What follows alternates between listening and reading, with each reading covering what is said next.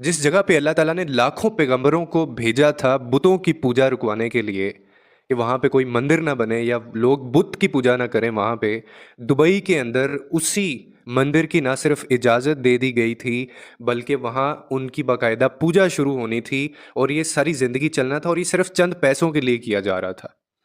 लेकिन इसके बाद ऐसा क्या हुआ? इसके बाद ये हुआ जो अल्लाह ने वादा किया हुआ है।